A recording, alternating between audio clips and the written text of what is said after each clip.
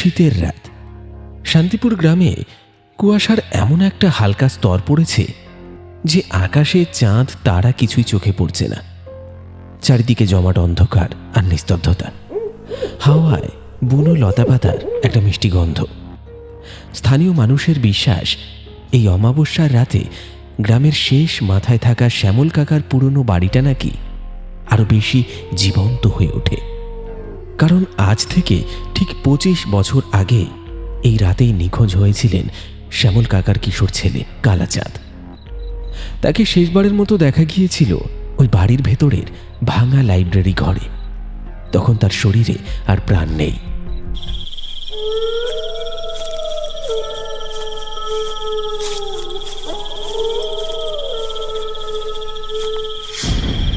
আরে চল চল তন্ময়, এত ভয় পাচ্ছিস কেন? একটা সাধারণ পুরনো বাড়িতে ঢুকতে তোর হাত পা কাঁপছে। তাছাড়া আজ তো সেই অমাবস্যার রাত, যে রাতে নাকি কালাচাঁদ নিখোঁজ হয়েছিল। চল চল, ভেতরে নিশ্চয়ই কিছুর একটা সূত্র পাবো। দীপু প্লিজ, আজ থাক না। দেখছিস না কেমন একটা ঠান্ডা লাগছে, আরে কুয়াশাটাও কেমন যেন অস্বাভাবিক ঘন। ভেতরে কেমন যেন একটা বাজে গন্ধ। আমার মনে হয় এই বাড়িটা ভালো নয়। একটা কাজ করি, কালকে দিনের বেলা আসবোক্ষণ। দিনে এসে কি হবে? ভূতেরা তো আর দিনের বেলা ওই ডাল ভাত খেতে আসে না। তাছাড়া তুই ভুলে যাচ্ছিস কেন কালাচাঁদের কাকার দেওয়া শর্তটা কি ছিল? অমাবস্যার রাতেই ঢুকতে হবে। তুই যদি ভয় পাস তাহলে আমি একাই গেলাম। তুই এখানে এই বলাই কাকার সাথে দাঁড়িয়ে থাক। দীপু দাদা বাবু, আমার কথা শোনো। তোমরা আর সামনে যেও না। কালাচাঁদ যে ঘরে শেষবার গিয়েছিল, সেই ঘর আজ রাতে কেমন যেন ভুতুড়ে হয়ে ওঠে। ওই ঘরে অনেক অতৃপ্ত আত্মা ঘোরাফেরা করে। আরে বলাই কাকা, তুমিও দেখছি তন্ময়ের মতো ভীতু। তোমরা দুজনেই বাইরে থাকো।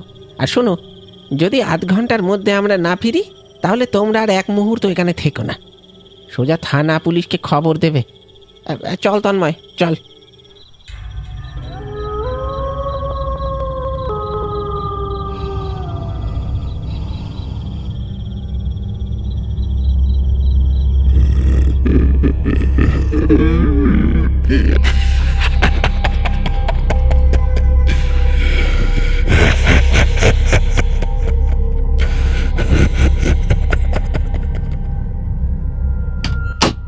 তারা দুজন যখন ভাঙা কাঠের দরজা ঠেলে অন্ধকার বাড়ির ভেতর প্রবেশ করল, বাইরের সব শব্দ যেন হঠাৎ থেমে গেল। বাড়ির ভেতরে প্রবেশ করতেই ঠান্ডাটা যেন আরো কয়েক গুণ বেড়ে গেল।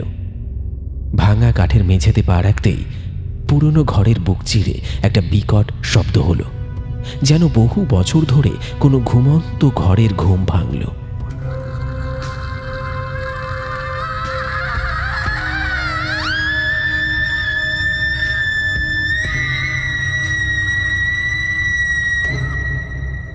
দীপু আর তন্ময় দুজনের টর্চের আলোতে ঘরের প্রতিটি কোণ কেঁপে উঠল। ধুলো আর স্যাঁতস্যাঁতে গন্ধের সঙ্গে মিশে আছে বুনো লতা পাতা আর পচা গলা কিসের একটা অসহ্য ঝাঁঝ। দীপু দেখছিস, দেওয়ালগুলোর রং কেমন যেন কালচে হয়ে গেছে। মনে হচ্ছে কেউ যেন রক্ত দিয়ে রং করেছে।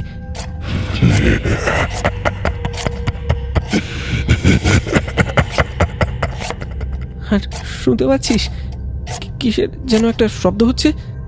আরে ওটা তেলে পোকা হবে। চল, লাইব্রেরি ঘরের দরজাটা মনে হচ্ছে এইদিকেই। এখানে বেশিক্ষণ থাকা যাবে না।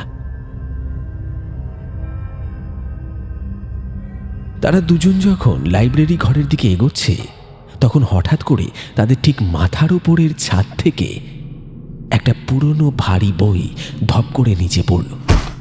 সেটা পড়ার সাথে সাথে তাদের দুজনেরই টর্চের আলো একসাথে নিভে গেল। আরে ধুর, টর্চটার আবার কি হলো? জ্বলে না কেন? নতুন ব্যাটারি ভরেছিলাম তো। চারপাশে তখন শুধু জমাট অন্ধকার আর নিস্তব্ধতা। দীপু দেখ তো, তোরটাও। আমারটাও নিভে গেছে। দুটো টর্চ একসঙ্গে। তন্ময়, এটা স্বাভাবিক ব্যাপার নয় রে, আমাদের এখান থেকে বেরোনোর দরকার। আমি বলেছিলাম, আমি জানতাম এই বাড়িটা ভালো নয়। কিসের যেন একটা গন্ধ পাচ্ছি, রক্ত, কাঁচা রক্তের মতো একটা গন্ধ। আর শুনতে পাচ্ছিস?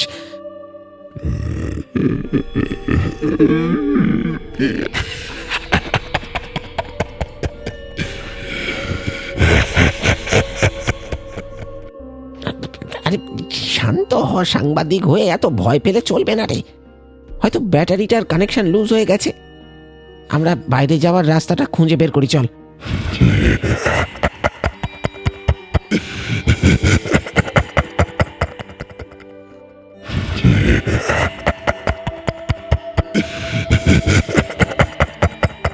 আস্তে আস্তে পা ফেল।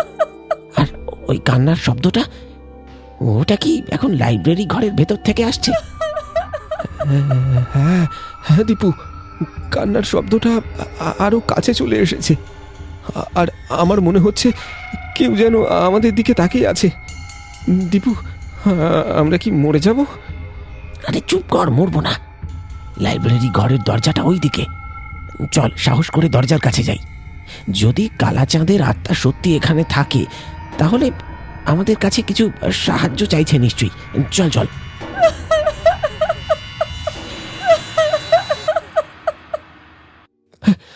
শুনতে পাচ্ছিস? ওই যে সেই কান্নার শব্দ, কালা চাঁদের ভূত কাঁদছে। আমি আর এক পাও যাব না দীপু, চল ফিরে যাই। আরে চুপ চুপ, আরে চল চল। শব্দটা লাইব্রেরি ঘর থেকে আসছে। ও যে দরজাটা ভাঙা। চারপাশে জমাট বাঁধা অন্ধকার। বাড়ির ভিতরে ঠান্ডাটা আরো প্রচণ্ড বাড়ছে। নিভে যাওয়া টর্চ দুটো দুজনে হাতেই তখন নিছক একটা বোঝা মাত্র। সেই ভাঙা দরজার দিক থেকে ভেসে আসছে ছেলের চাপা কান্নার শব্দ। দীপু আর তন্ময় সাহস করে এক পা এগোলো।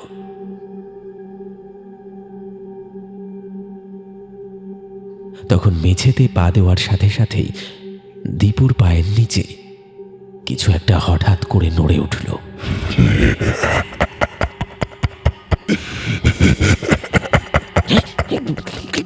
কি এটা?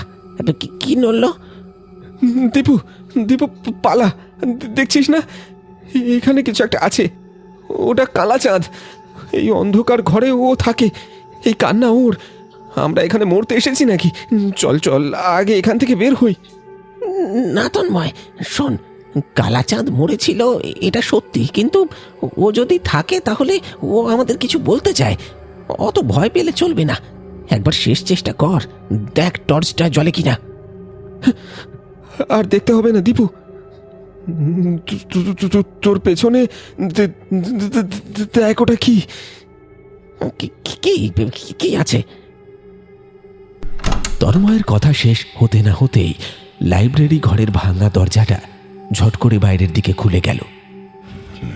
ভেতরে কোনো আলো নেই, শুধু এক তীব্র জমাট অন্ধকার। সেই অন্ধকার যেন বাইরে ছড়িয়ে থাকা অন্ধকারকেও গিলে খাচ্ছে। আর সেই অন্ধকারের গভীর থেকে ভেসে এলো কালা চাঁদের সেই কান্নার শব্দ। তবে কান্নার সাথে মেশানো আছে একটা চাপাই শেষ করা হাসি।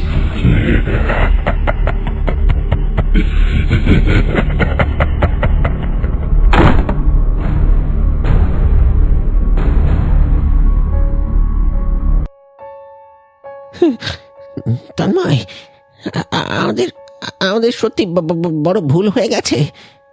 এটা শুধু কোনো রহস্য নয়। আমাদের এখানে থাকা উচিত না। আমরা কি ভুল করে কালাচাঁদের কাকার দেওয়া কোনো ফাঁদে পা দিয়েছি? ওই হাসিটা, ওটা মানুষের হাসি নয়, ওটা আমাদের নিয়ে মজা করছে। দীপু, দীপু পালা। বলাই কাকা ঠিক বলেছিল, চল দীপু পালা। ওরা আমাদের কালা চাঁদের মতো নিখোঁজ করে দেবে। দেখ, ওই কালো ছায়াটা আমাদের দিকে এগিয়ে আসছে। দৌড়ো দৌড়ো। কিন্তু বেরোবো কি করে? দরজাটা যে বন্ধ হয়ে গেছে, এখন কি করি?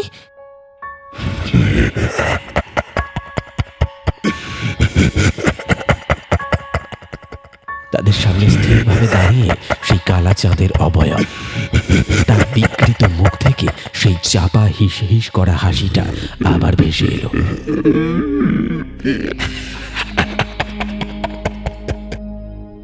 ভয়ের চোটে তন্ময়ের গলা থেকে কেবল একটা ক্ষীণ গোঙানির শব্দ বেরোলো।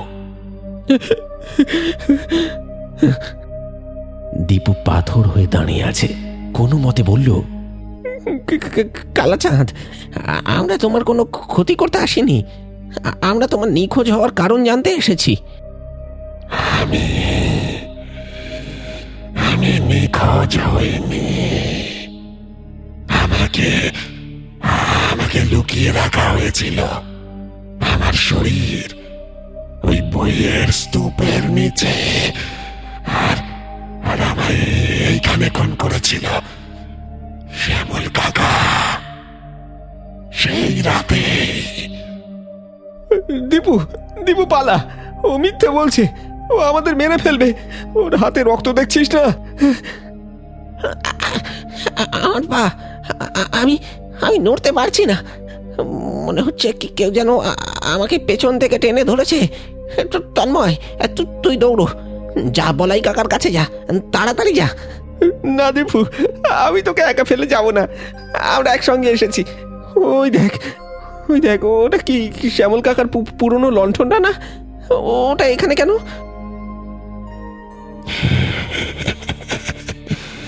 তোরা কোথাও যেতে পারবি না।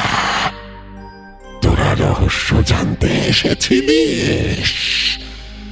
শোন তবে, আমার কথা শোন।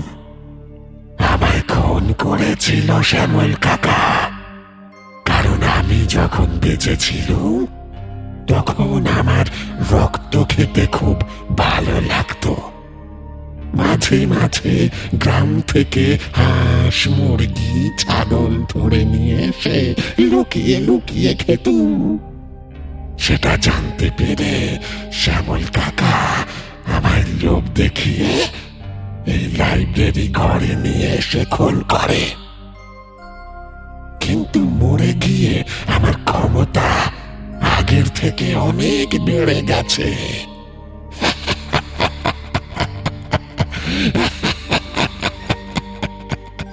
শ্যামল কাকাকে অনেক আগে মেরে খেয়েছি।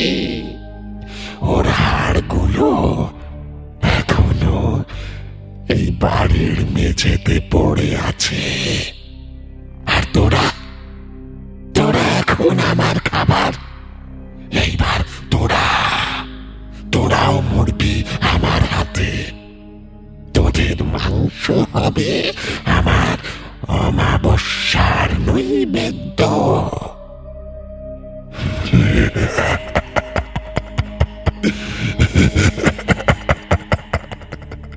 কালাচাঁদের অবয়বটি তার লম্বা কালো হাত বাড়িয়ে যখন দীপু এবং তন্ময়ের দিকে এগিয়ে গেল, ঠিক তখনই তাদের পেছনে থাকা প্রধান দরজাটি হঠাৎ খুলে গেল।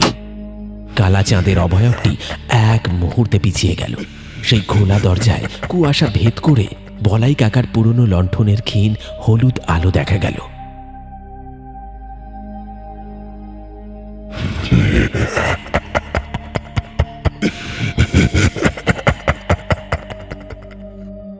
পালাও, পালাও দাদা বাবুরা, ওটা কালাচাঁদ নয়, ওটা শয়তান, ওটা মানুষ নয়। আমি পুলিশকে খবর দিয়েছি, তোমরা পালাও, পালাও। তন্ময়, লণ্ঠনের আলোর দিকে চল, দেরি করিস না, এটাই শেষ সুযোগ।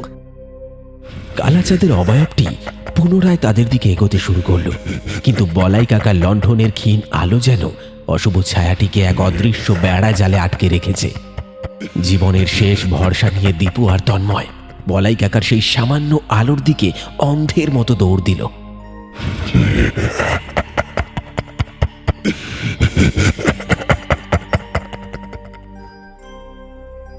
থাম, থেমে যা কালাচাঁদ, তুই আমার লণ্ঠনের আলো সইতে পারবি না।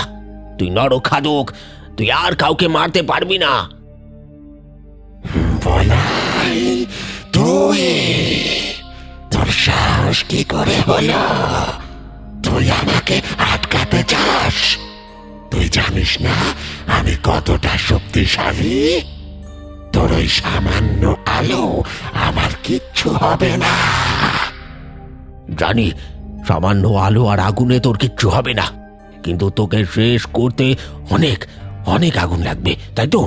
বলাই কাকা এক মুহূর্ত দেরি করলেন না। তার হাতে ধরা পুরনো লণ্ঠনটা ঝটকা মেরে কালাচাঁদের অবয়বের দিকে ছুঁড়ে মারল। লণ্ঠনটা সশব্দে মাটিতে পড়ল। সঙ্গে সঙ্গে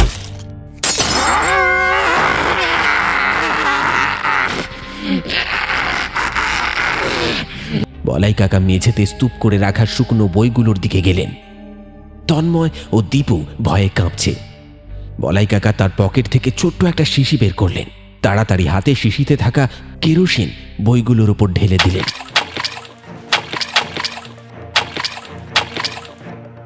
বলাই কাকা, তুমি কি করছো? কি করছো তুমি, বলাই কাকা? পিশাচ আগুনকে ভয় পায় দীপু দাদা বাবু, তাই তাই অনেক আগুন দরকার।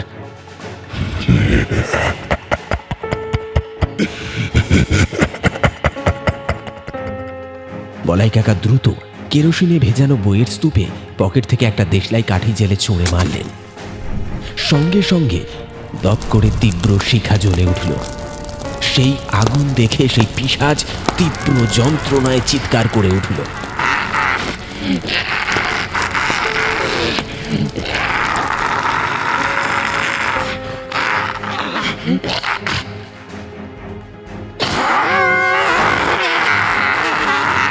আগুনের শিখা যত বাড়তে থাকলো, সেই পিশাচ ততই ঘরের ভেতরের দিকে পিছিয়ে যেতে বাধ্য হলো। আগুন, আমার শরীর পুড়ে যাচ্ছে, আমাকে ছেড়ে দে, আমি ফিরে আসবো, আমি ফিরে আসবো। আগুনের তীব্রতা সইতে না পেরে পিশাচটি ঘরের ঘন অন্ধকারে মিলিয়ে গেল। তারা তিনজন বাড়ির মূল দরজা দিয়ে দ্রুত বাইরের রাস্তায় বেরিয়ে এলো।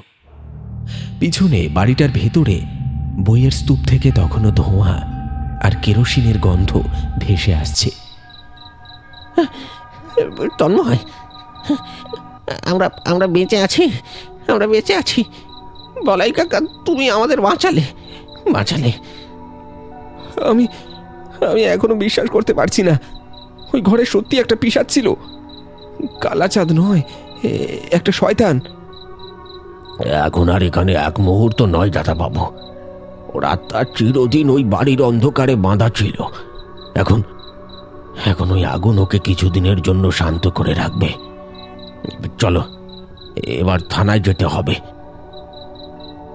কুয়াশার বুক চিরে তিনজনই গ্রামের পথের দিকে এগিয়ে চলল। রাত তখন গভীর। তাদের পেছনে পরিত্যক্ত বাড়িটি দাঁড়িয়ে রইল, আবারও তার সব রহস্য আর ভয়ঙ্কর সত্যকে বুকে চেপে। শান্তিপুর গ্রাম জানল না আজ অমাবস্যার রাতে কি ভয়াবহ যুদ্ধ হয়ে গেল। তবে দীপু, তন্ময় আর বলাই জানত এটা শুধু একটা গল্প নয়, এটা একটা অশুভ সত্য।